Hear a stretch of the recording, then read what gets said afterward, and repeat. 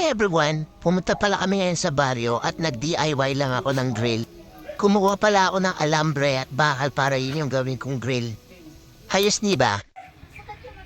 At heto na nga, dinuto na natin yung binarinate nating liempo kanina. Sarap-sarap niyan, grabe. May pagka-smoky flavor pa. Sarap niyan. Yun lang, pati ako tuloy nag-amoy smoky flavor na rin.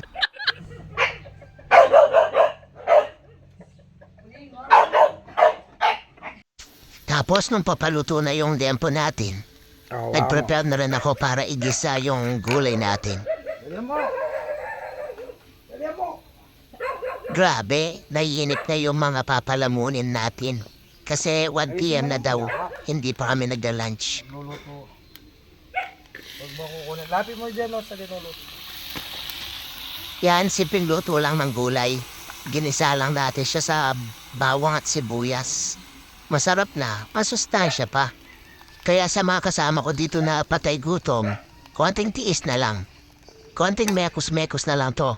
Makakain na yung mga sikmura yung kanina pa gutom.